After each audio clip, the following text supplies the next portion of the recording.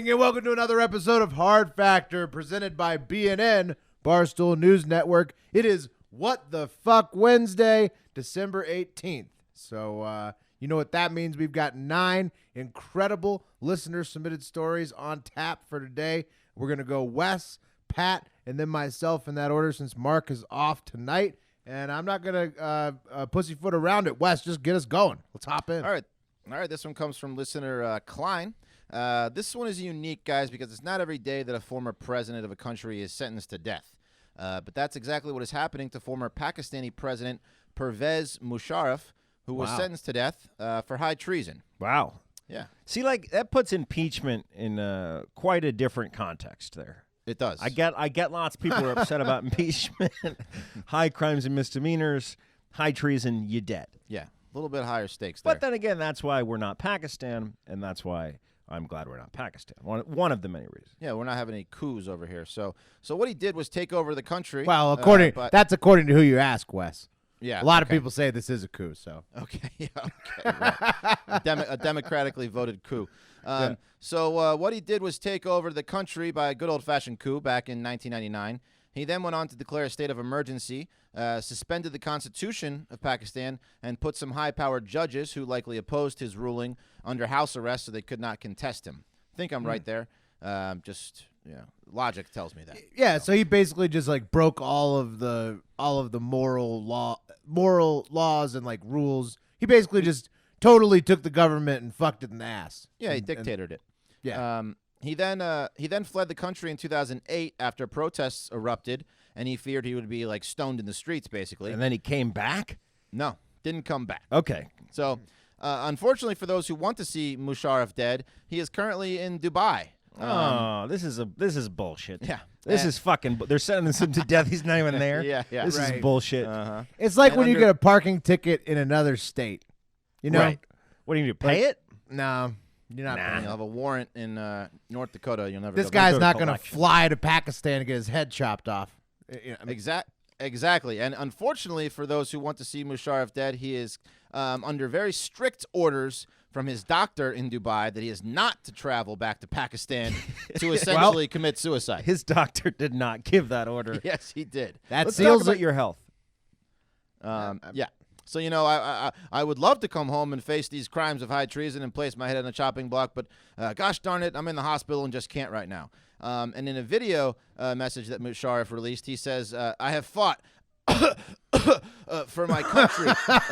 This is a case in which I have not been heard. Oh, God, hang on. I think I'm dying here. And I have been victimized. So I'm not going to be able to come back. He's pulled the luckily for him- Weinstein. Yeah. Yeah, that's his proverbial walker. Exactly. That's what he's doing. I'm too sick to come back and die. Yeah, he does look ill. Maybe he is really sick, but he can certainly get his ass on a plane if he really wanted to. Why is he even addressing this? Like if I thought in a different country, like why even fucking making a video? Just laugh it off in Dubai. Go indoor skiing. They have a fucking indoor ski mountain there. Right, exactly. And luckily for him, he will likely live out his days in Dubai because Pakistan and the UAE have no extradition treaty, and Musharraf is likely not going to be arrested by authorities there. So just a classic guy of a case sentenced to death and not really wanting to come home for that. Yeah, he's got all that Pakistani government money that he stole when he couped it. So, he can just pay people off probably. So Yeah. This is what's wrong with government. What a waste of time. What didn't get passed? What didn't happen when this was happening? Sentencing a guy to death. but this guy had a good time though. This Musharraf. Oh, he's still having a good time in Dubai, bro. Yeah. Come on. Can't drink there, but he probably doesn't drink. It's probably not his thing. Had his fun and fled. All right, guys, hitting students to keep them in line is one of the things that makes America great. Not to mention that in a recent poll, 74% of elementary school teachers indicated that beating students with a paddle is the main reason they chose education as a profession. No, I'm kidding. That's not true. Yeah. Anyone want to guess which 3 states in these great United States paddle the most students as a form of punishment? I'm guessing they border the Gulf of Mexico. You are correct. Montana, I was going to say. I feel like Not Montana's Montana. They all border the Gulf of Mexico, don't they? Yeah, pretty much. The deep south is just all the deep south. Those states are Alabama, Mississippi, and Arkansas. By the way, this is from- Arkansas doesn't. Yeah. No, not Arkansas technically, doesn't. but pretty much. This is from Heart Hive, by the way. So you guys think that these states would be ranked better nationwide with the threat of paddling hanging over students' heads, but they rank 43rd, 42nd, and 48th, respectively, in the quality of school systems in the United States. Oh, yeah, anyway, guys, low. yeah, low. For years, these states have not only been leaders in championing the beat 'em if they talk back education method, but also have been shining examples of equality through their beatings. Not only beating able-bodied students, but also beating special education and disabled students equally across the board without any prejudice related to their particular conditions. Yeah, sometimes that's the only thing that works with those kids. Yeah, that was, guys, until earlier this year when some bigoted bureaucrats in Mississippi and Arkansas outlawed the hitting of disabled children in their schools. A major step back in the progress for all Americans to be judged by their actions and not the disabilities of which they have no control. What are we coming to, really? I mean, It's bullshit. Yeah, it's crazy. You take one step back, 2 steps forward, whatever. Anyway, guys, lucky for lovers of liberty, the great state of Alabama remained true to its state motto, Ademus Jura Nostra Defendere, or we defend our rights, or we dare defend our rights. And in this case, it's their rights to hit disabled kids who mouth off in class. So they did not repeal this. Now, is it just they can still hit non-disabled kids as well, or just disabled kids? Any kids they want to. That's the point. Okay, they could smack them all around. Okay. Smack them all around. Yeah, So like an IQ test. So then nothing to do with it. Okay. My point is, What if you could get a card that you could give to shove in your teacher's face? They couldn't hit you. They could hit the other kids in class, but they couldn't hit you because your IQ was so low. Certain point. Yeah. Hit John. He's eating chalk. You'd probably lose the card. Anyway, guys, the Yellowhammer State has some impressive numbers to boot here, guys. 43% of Alabama schools use corporal punishment, and more than half of those schools hit kids with a range of disabilities at a higher rate, which is really impressive. Rogers High School in Lauderdale County has emerged as a leader in equality. Back in 2015, the school's faculty hit 40%, or 8 out of 20 of its disabled children, but paddled only 4% of its non-disabled students. With numbers like these, it's clear that these brave teachers truly judge a child on the quality of his or her behavior and not their disability. Bravo, Alabama. Wow, that is fucked up. Social justice advocates, I think. They're just old-timey, just old-timey, taking it back to the olden days. All right. I think they're progressive, Will. Not judging people for being disabled. It's big. That's true. That's true. Nice spins on there. All right. This next little gem comes to us from listener Teddy Tremblay on Instagram. And Teddy, like many of us, is horny online. Oh, all right. yeah. Teddy sent us a story. That's where I'm horny most. Oh, yeah. I mean, exactly. You see the black tabs, and you just, Anyways, Teddy sent us the story about Sanna Marin, a 34-year-old woman in Finland who has recently become their youngest prime minister ever. And she is, I wouldn't call her smoking hot. I would She's call smoking her hot. Very attractive. She's smoking hot. She makes you feel, because I'm 34, she makes me feel like a unaccomplished, ugly loser. Right, she's powerful hot. Yeah, she's so hot. And she's not only the country's youngest prime minister, I think she's the world's youngest prime minister. Yeah. Yes. She also, ever. Yeah. I think so. I think currently the world's not Perfect ever. skin, But not ever. high cheekbones. Youngest prime minister in Finland ever. I don't think the youngest prime minister in the world ever, but probably currently in the world. Anyways, fun fact about Finland: now all 5 of their major parties are headed by women. Obama would be very proud. This Sanna Marin, she heads the Social Democrats party in Finland. So I don't know. She's got a vibe though about her, she's very hot, but then she also looks like she's going to correct your bad behavior. And I'm in. And I will be bad. I will give her tons of opportunity to correct my bad behavior, if you know what I mean. Yeah, is that a negative? Well, yeah, that's what a good woman does for you anyway. It's like you choose a woman that's going to prevent you from dying. To a point. I feel like there would be a really high standard here. Pretty much. You pick a chick that's going to nag you into living 5 to 10 years longer than you would have.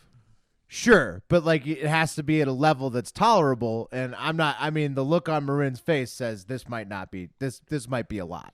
I'm in. This might be a lot of criticism headed your way. Anyways, also speaking of hot chicks in politics, former NRA sex kitten / Russian spy operating in the USA, Marina Butina, has been awarded for surviving her jail sentence in the U.S. and subsequent deportation back to Russia with a job at Vladimir Putin's state-run media outlet RT. So a lot of you probably follow RT. You guys follow RT on Twitter? I used to a lot more than I try to follow nothing Russian.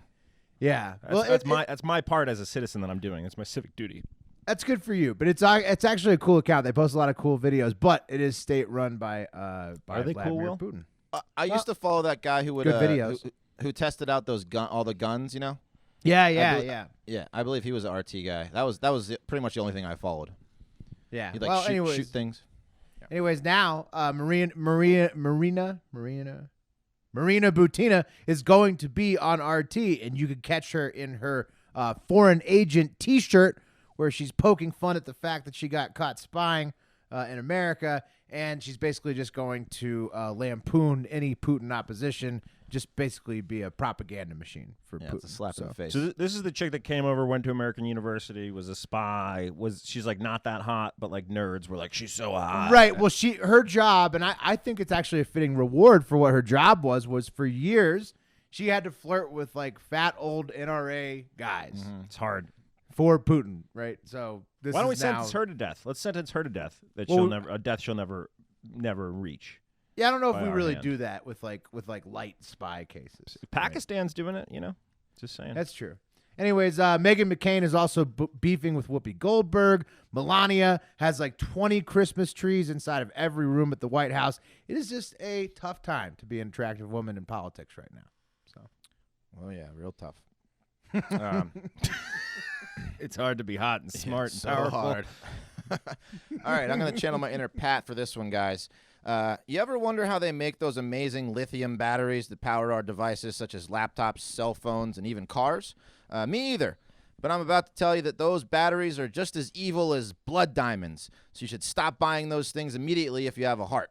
According to families in the Congo, several children have died or been maimed when mining for cobalt, which is used in making lithium batteries. Okay. So far, 5 boys between the ages of 13 and 17, which have probably been working in the mine since they were like 5, have been killed, and 11 others severely injured, like losing legs and limbs and shit. You're a wily vet at 13 to 17. Yeah. When you're a Congolese mine worker. Yeah.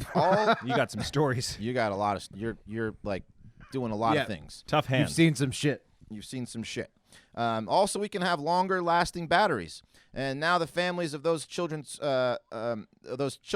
in the Democratic Republic of Congo are suing Apple, Tesla, Microsoft, and Google through an advocacy group over those incidents. And they claim those companies have known for quite a while that these innocent children are used in the mines. What? So, wait, what? Yeah. Wait, I'm confused. What?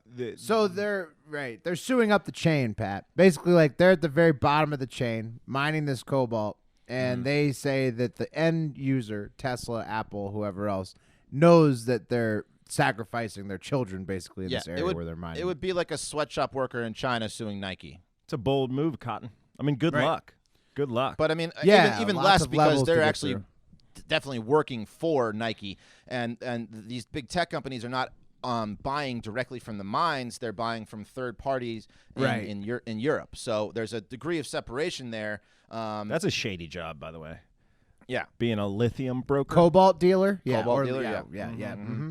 Yeah, so the companies are like, hey, this cobalt didn't come from a mine where children work, right? Nope. Okay, good. We'll take all of it. That's probably the extent of their investigation. Kind of like blood diamonds, right? Yeah, like exactly. Nobody's really going to ask. Exactly. Nobody's going to admit to except it. for what carat is it? Right, exactly. They'll tell you the carat. They're not going to admit it's a blood diamond. Mm-hmm. Yeah, and they even have like ooh, there's just a little blood on there. Let me get that. Yeah, even diamonds now have some bullshit like organizations that prove that it's not a blood diamond. Why do you call them bullshit? The blood diamond movement is the best thing ever for 2 reasons. Well, A, I bet it's not. Yeah, it's getting us out of having to buy fucking diamonds. First of all, that's fantastic. As a man. That's 2, good. You're gonna have to buy a diamond one day. No way, no chance. I'm gonna get with a really socially conscious lady. That'd be good. But then you may I think that Wes has probably got a point that it's probably easy to trick the certification boards, right? Yes, like I would imagine. I mean, most diamonds do come from Russia now, I think, but they're still out there. Even more reason to not get a diamond, guys. Yeah, well, good point. So the tech giants claim they only use workers from voluntary programs, if there is such a thing there. They mine the cobalt for free. They love to do it. Yeah, they love to do it. They love to eat, which is what they love to fucking do. And that's the only way they can eat is when they work in these shit fucking jobs.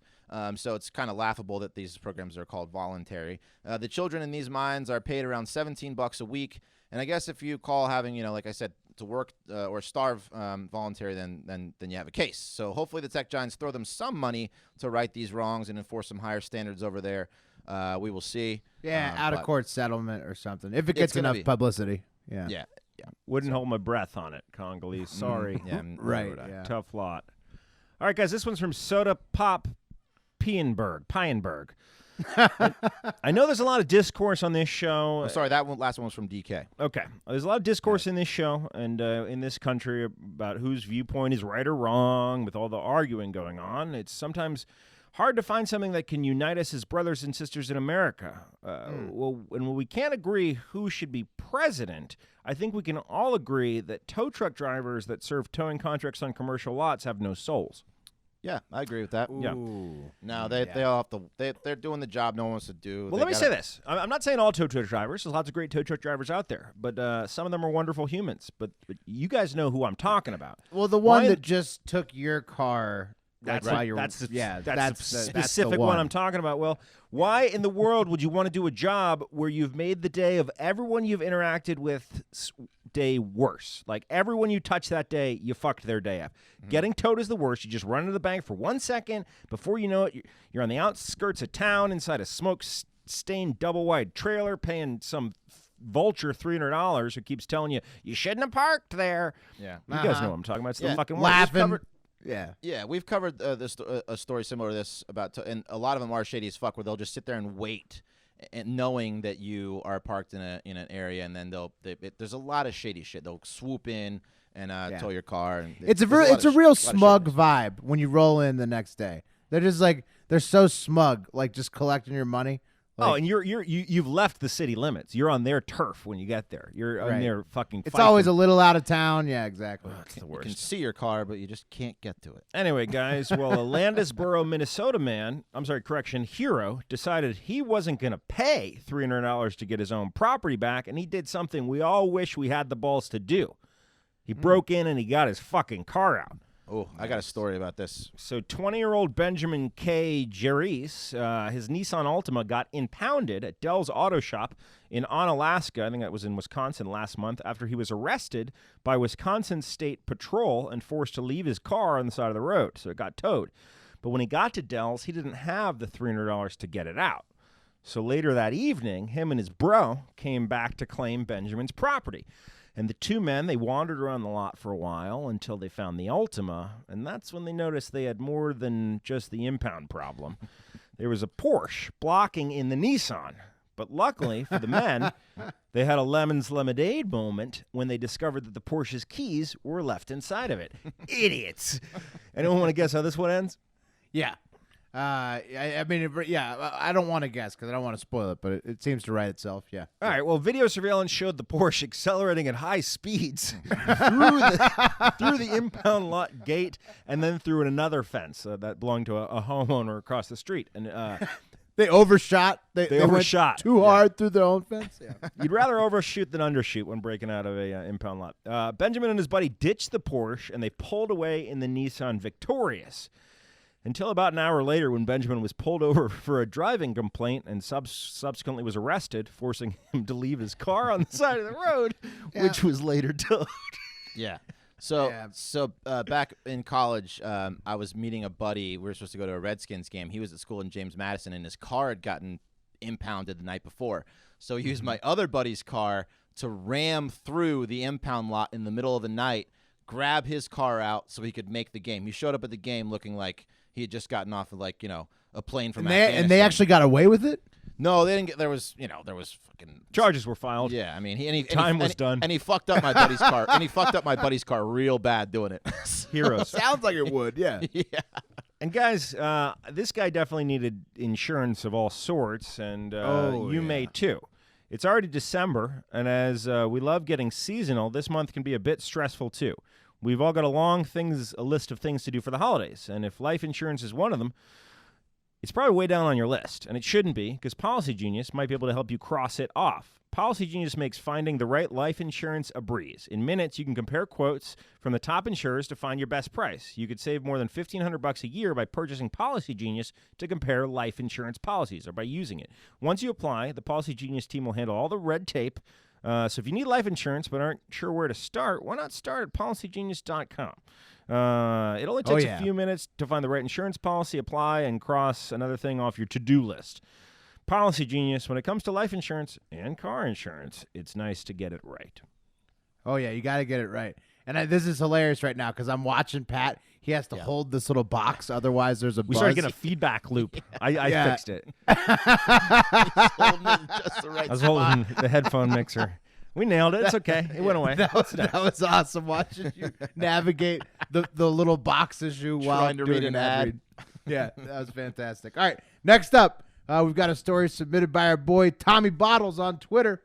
It seems like the Mormons, they've got some explaining to do. You see, it turns out that all that charity money they were collecting all this time, every single church service, bringing in that dough, a lot of it wasn't for charity necessarily, and a whistleblower found that out.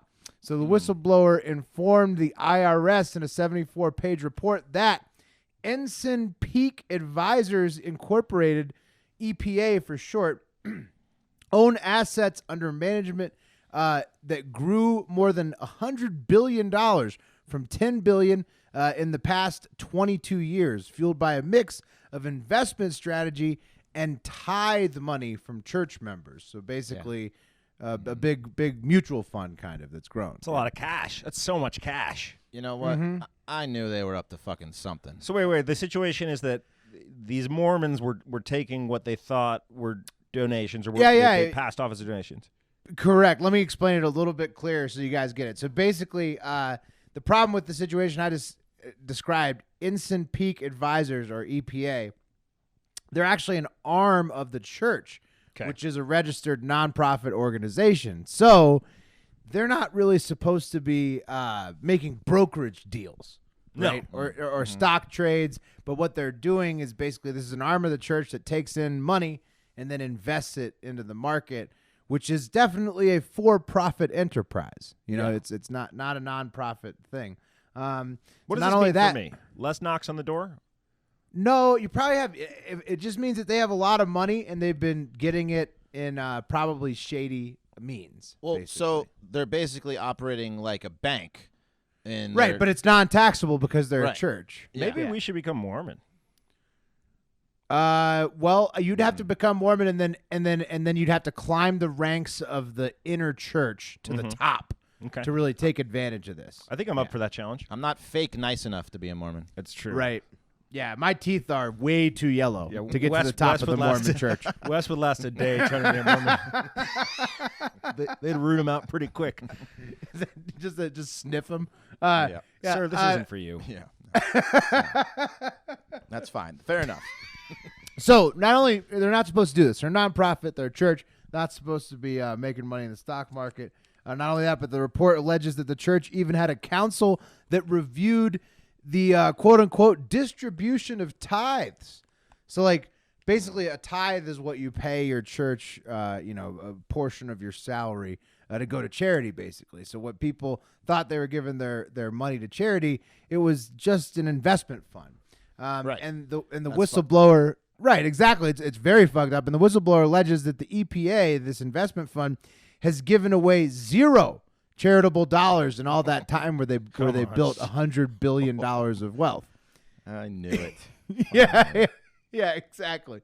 So basically, they're just using tithe money to grow their own wealth. And the problem is also that, like we were talking about earlier, since the EPA is part of the church, they claim that they don't have to release any financial information. So because of that, there's absolutely no way to find out what this charity money is actually going to. Right. Because the Catholics could use some of this cash. I think they've got their own. Those two organizations for defense attorneys. Yeah, I'm talking about defense attorneys. I'm talking about payoffs. Talking about sex payoffs. Well, yeah, it's funny that you mentioned that payoff situation. I'm not really sure what happens next in this situation with the Mormon Church, but what I would guess is that because of the way they've been handling their money, they're going to have the money to kill all this kind of stuff, just like the Catholic Church, right? So yeah, I mean, billions of dollars is enough to make it go away usually. Right, usually. So that's that. Thanks, Tommy Bottles. All right, guys. It's time to make some fucking money on politics. And you know what that means. We got to talk a little impeachment.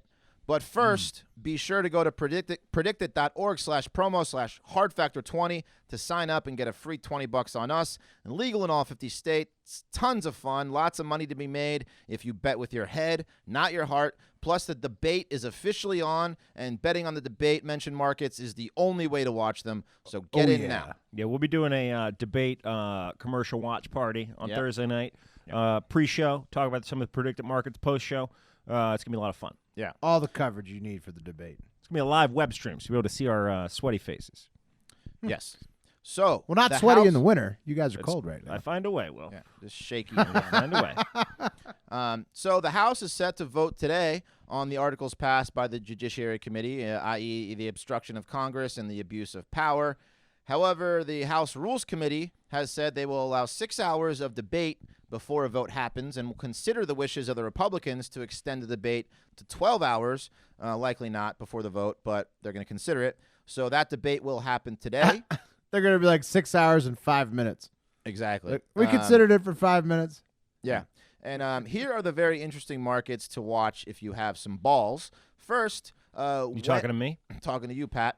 When will the debate? Let's see. When will the first vote take He's thinking place? about my balls right now. That's what that's I'm what I'm doing. When will the first vote take place? Right now, the yes on the vote to happen today is 90 cents. It could have jumped up. It could have gone up, down since the time of this recording, and it's just 10 cents to happen tomorrow, the 19th.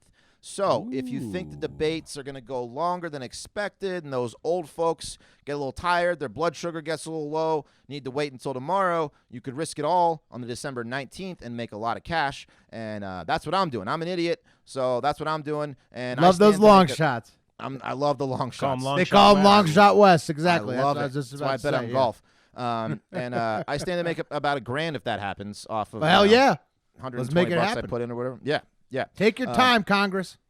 Please. Somebody. Yeah. So you're saying that they're going to vote Thursday or Wednesday? Thursday. I'm saying they're going to vote Thursday. Okay. Wes is betting on that Thursday long shot. Yeah. The 19th.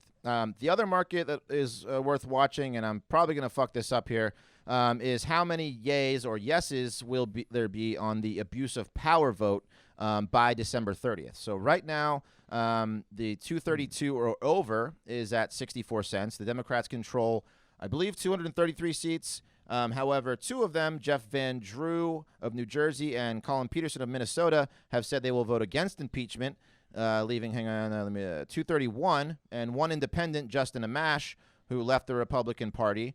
So he will likely vote yes also. That's 232. Also, Jared Golden is a representative from Maine. He said he's gonna not vote on the abuse of power, but obstruction. So that's, that people were kind of thinking he was going to be up in the air. Interesting. So it's 231, 232 is where it should land somewhere. Right. 232 is looking where it's going to be. So it's close. And like I said, I may have completely fucked that up. And maybe someone is sick or abstains from voting. So it's right on the borderline. The next line below 232 or over is 230 to 231 yes votes, which is at 35 cents. So if you think that, something that it's going to be below the 232, which it is, if everyone votes the way they're supposed to, minus those two other guys, it will be. My advice is do your own research, but you could make a lot of money in that 230 to 231. One of those two bands for sure sounds like it'll probably hit. And then whichever one does is going to be a decent closeout for whatever you have money on. Yeah, but remember, go to predictit.org/promo/hardfactor20 to get your free 20. Maybe throw it on the December 19th, and you could, make a lot of money right off the bat. Yeah, keep an eye on Twitter today. We'll be dropping some of the markets that are debate-specific for the Thursday night debate. Yeah. All right, guys, got a little bit of Trump update for you. Almost a Trump date. So Trump sent a scathing 6-page letter to Speaker of the House Nancy Pelosi yesterday, which was on the potential eve of his impeachment. As Wes said, it may happen today. We shall see. And Pelosi kind of he doesn't do that every week. I thought Trump wrote send Pelosi a letter, a love letter every week. Well, it's funny you say that, Will, because I want you guys to. I'm going to read some excerpts from the letter, and I want you guys to think about this letter in terms of what it is, which is a breakup letter. It's a total fucking breakup letter, and it's a lot more hilarious in that context. Pelosi big-time Trump by saying she hadn't had time to read the letter because she's been working, presumably on impeaching Trump. So here's some excerpts. This impeachment represents an unprecedented and unconstitutional abuse of power by Democratic lawmakers unequaled in nearly 2.5 centuries of American legislative history. You have cheapened the importance of the very ugly word impeachment. Even worse than offending the Founding Fathers, you were offending Americans of faith by continually saying that you pray for the president when you know this statement is not true, unless it's meant in a negative sense. It's a terrible thing you're doing, but you will have to live with it, not I. He just can't help it. Yeah, your chosen candidate lost the election in 2016 in an electoral college landslide. And then this is my favorite part about the entire letter. He put the electoral college score in parentheses. That's right very good. 306 to 227. Solid burn, though, to be honest. Solid burn, Yeah. You viewed democracy as your enemy. More due process was afforded to those accused in the Salem witch trial. 100 years from now, 100 years from now, when people look back at this affair, they were burned at the stake. Exactly, right? That's how he sees himself. Honestly. With no trial. No trial. 100 years from now, when people look back at this affair, I want them to understand it and learn from it, so it can never happen to another president again. I mean, like, I've written a number of letters like this when leaving relationships.